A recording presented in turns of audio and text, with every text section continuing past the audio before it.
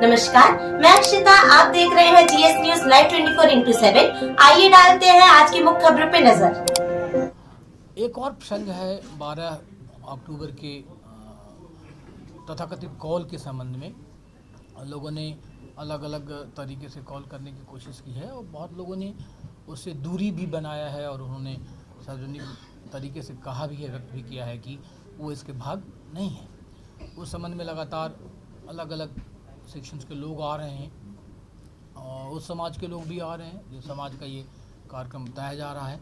आपको मालूम ही है, निर्वाचन की घोषणा होने के बाद आचार संहिता लगी है।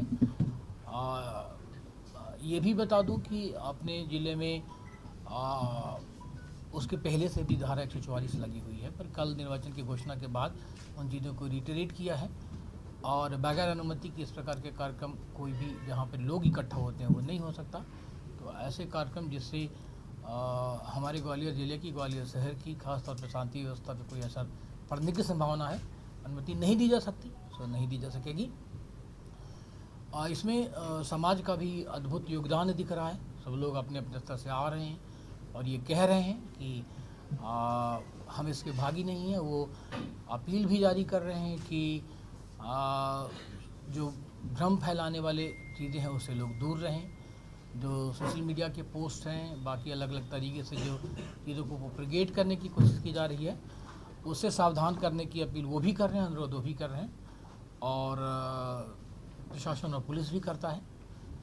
ये बातें इतनी विस्तार से कल हो नहीं पाई थी, इसलिए कुछ साथियों की मांग थी कि एक बार और हो जाए, तो इसलिए हमने सोचा कि आपसे इंटरेक्ट कर लिया जाए। इसमें थोड़ी देर पहले जैसा कि मैंने बताया कि डेलीगेशन अलग अलग आते मिलते रहता है और अलग अलग चीज़ें अपना पक्ष रखता है, कई क्लैरिफिकेशन उसमें होते हैं।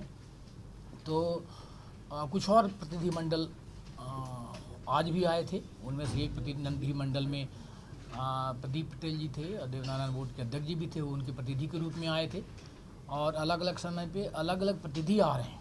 तो उसी संबंध में आज ये बड़ा महत्वपूर्ण प्रतिनिधिमंडल आया था जिसके ये दो गणमान्य व्यक्ति भी उसमें शामिल थे। उन्होंने पक्ष रखा, उन्होंने जानना चाहा, ठीक है, कि क्या किस प्रकार से हम सहयोग कर सकते हैं शांति व्यवस्था तेज़ी से बहाल करने में। और बहुत सारी चीज़ें जो भ्रम पैदा की जा रही वो भ्रम भी दूर हुए और उन्होंने अपनी तरफ से ये भी कहा कि जो कार्रवाइयाँ चल रही हैं वो बहुत अच्छी चल रही हैं, निर्दोषों को परेशान नहीं होना चाहिए और जो दोषी हैं उनको बख्शा नहीं जाना चाहिए। उसी लाइन पे कार्रवाई भी हो रही है।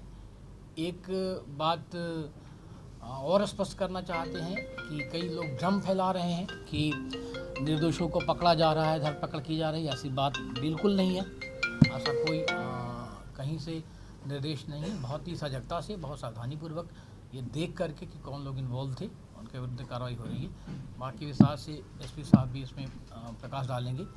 वाहनों के बारे में कोई भ्रम पैदा किया जा रहा है कि वाहन जब्त कर ली गई, ले जा गई, बिल्कुल नहीं। अगर कोई वाहन छोड़ दिया जाता है कहीं पे तो सुरक्षा की जिम्मेदारी पुलिस प्रशासन की है। अगर कहीं पे वाहन पड़े पाए जाते हैं और कल के गए उसका कोई क्लेमेंट आता है तो कानूनन प्रावधान भी है और ये पुलिस प्रशासन की सामान्य जिम्मेदारियों में भी आता है कि उनको सुरक्षित रखा जाए। तो वो सुरक्षित रखा गया है और जिनके भी वो वाहन हैं बगैर कोई परेशानी के, अगर किसी क्राइम का वो हिस्सा नहीं है तो दिया जा रहा और काफ़ी लोग ले भी गए हैं। सो जो तरह तरह का भ्रम फैलाया जा रहा है कि कुछ लोगों पे विशेष टारगेट किया जा रहा है, ऐसे बिल्कुल नहीं। बेसिकली टारगेट उनको किया जा रहा है जो दोषी हैं, बाकी निर्दोष लोगों पे कोई परेशानी ना हो, ये हम लोग पूरी तरीके से सुनिश्चित कर रहे हैं। वाहनों की बात हमने बहुत आपको साफ कर दी, 12 तारीख के कार्यक्रम के बारे में हमने साफ कर दी। जो डेलीगेशन मिलने आ रहा है उसके बारे में मैंने बात बताई कि लगातार संवाद चल रहा है और ये बहुत अच्छी बात है कि क्या शहर क्या ग्रामीण जिले के अलग अलग हिस्सों से लोग सतत आ रहे हैं और अपनी बात कह रहे हैं, बहुत संतुष्ट हैं वो, और इसीलिए वो हमारे अपील के सहभागी बन रहे हैं। और आज जो डेलीगेशन आया था, जो मैंने बताया कि जनरल बोर्ड के वो भी शामिल थे, तकरीब शामिल थे और पिछड़ा वर्ग के अध्यक्ष जी भी शामिल थे। वो सारे लोग बेसिकली आयोग के अध्यक्ष के रूप में नहीं बल्कि समाज के प्रतिनिधि के रूप में और अमन चैन बहाली के लिए प्रयासरत व्यक्ति के रूप में आए थे और बहुत अच्छी चर्चा हुई है और हर डेलीगेशन जो आ रहा है कुछ ना कुछ कंट्रीब्यूट कर रहा है और कभी कभार उनके सुझाव भी आते हैं, उन पर भी हम लोग तत्परता से कर रहे हैं। देखिए, सुरक्षा के सारे इंतजाम पहले तो नहीं सब कुछ बताया जा सकते। कई चीज़ें टेबल पे हैं, कई चीज़ें पेपर पे हैं, कई चीज़ें पाइपलाइन में हैं, पर सुरक्षा के जितने इंतजाम की जाने चाहिए सब किए जाएंगे, चाहे वो बॉर्डर की कार्रवाई हो, चाहे वो शहर की कार्रवाई हो, चाहे पेट्रोलिंग हो, ठीक है। बाकी विस्तार से इसमें सब उसमें प्रकाश डालें। इसमें हम लोगों ने कई लोगों को बाउंड ओवर किया है पहले से, जिन लोगों के आपराधिक रिकॉर्ड वगैरह हैं, और जो हमने जो बताया कि इसमें जो भ्रम है वो यही फैला रहे हैं कि बहुत सारे लोग 600-700 लोग अरेस्ट होने वाले हैं, इस तरह की बात है, जबकि इस तरह की बात नहीं है। इसमें वीडियो फुटेज और एविडेंस देख के ही कार्रवाई हो रही है। अभी तक अपने करीबन 16 आदमी गिरफ्तार हुए हैं इसमें, और 23 आदमी गिरफ्तार हुए हैं, और करीबन 1 आदमी पे NSA की कार्रवाई हुई है। जो उसका आपराधिक रिकॉर्ड था उसके हिसाब से उस पर NSA की कार्रवाई हुई है, और बाकी लोग जो चिन्हित हुए हैं उन पे उनकी गिरफ्तारी करने के लिए और उन पे कार्रवाई करने के लिए ज़रूर कोशिश कर रहे हैं। ऐसे भी कुल मिला के 20 लोग करीबन और हैं, और इसके अलावा अन्य जो भी व्यक्ति इस तरह से नहीं जोड़ा जा रहा है कि किसी के नाम से जोड़ा जा रहा है, कि समाज की वजह से जोड़ा जा रहा है। अगर कोई आपराधिक कृत्य उसका पाया जा रहा है तो उस पर कार्रवाई की जा रही है। जहाँ तक एक स्पष्ट बात करने की बात है तो इसमें यही है कि कुछ गाड़ियाँ वहाँ पे जो मिली थी, उन गाड़ियों में से काफ़ी सारी गाड़ियाँ जिन्होंने लोगों ने क्लेम की, उन्होंने अपना आके एविडेंस दिया कि उनकी गाड़ी थी और किस वजह से वहाँ आए थे, तो उन पे उनको वापस भी की गई है, और ये कार्रवाई भी चल रही है। इसमें कोई इस तरह की कार्रवाई नहीं कि जिसकी गाड़ी थी वो मुलजिम ही है, तो वो सारी चीज़ चल रही है।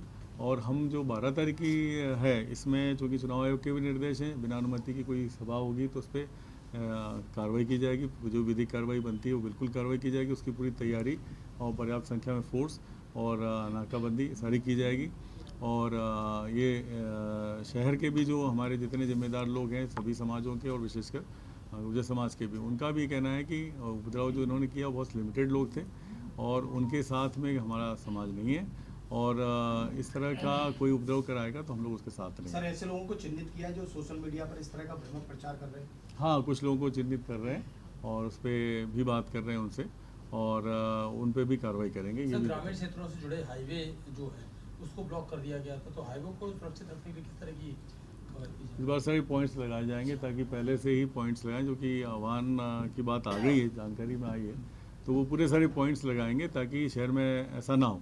और मैं सभी से अपील करूंगा कि चूँकि ग्वालियर है हमारा सबका अपना, तो कोई ऐसी चीज़ नहीं होना चाहिए जिससे कि समाज में वर्ग संघर्ष की बात आए या उपद्रव की बात आए या कानून व्यवस्था की स्थिति साथ में ले। तो मुझे पूरा उम्मीद है कि ग्वालियर के सारा प्रबुद्धजन जो है इसको सपोर्ट करेगा। टोटल कितने नामजद लोगों के खिलाफ FIR हुई है? करीबन 43 के ऊपर हुई है। सर, इसमें जो सांसद और विधायक भी थे यूपी के, और एक इसमें देखिए, इसमें कई बातें ये भी आई हैं, इसमें भी कुछ लोगों को भ्रम है कि कुछ लोगों का नाम जैसे आया और वहाँ पे जिसने बताया FIR के टाइम पे कि इन लोगों द्वारा मंच शेयर करके भाषण दिए गए, तो उसमें कुछ लोगों ने हमको दिए हैं इस तरह के आवेदन दिए हैं कि हमने ऐसा नहीं कहा था, ऐसे ऐसे थे और हमारे एविडेंस दिए। हम उसको इन्वेस्टिगेशन में विचार कर रहे हैं, नाम आने से नहीं है कि हम उनको अरेस्ट ही करेंगे, उस पर भी विचार चल रहा है। और इसके लिए भी हमने कहा है कि सामान्यतः इन्वेस्टिगेशन का पार्ट रहता है, कोई व्यक्ति अपनी बात कहना चाहता है तो अपनी बात रख सकता है, उसमें कोई ऐसी बात नहीं कि कोई पर्टिकुलर समाज कम्युनिटी का है। इसलिए इसमें कई सारे लोग ऐसे ही पकड़े हैं जो समाज के भी नहीं, लेकिन उनके कृत्य ऐसे दिखे वहाँ पर जिसकी वजह से वो कार्रवाई हुई उन पर, और जिनका क्रिमिनल रिकॉर्ड था उन पर भी कार्रवाई हुई। तो इसमें कोई ऐसी बात नहीं है कि कोई छांट के किसी पे किसी व्यक्ति विशेष से कि समाज विशेष से कार्रवाई हो रही।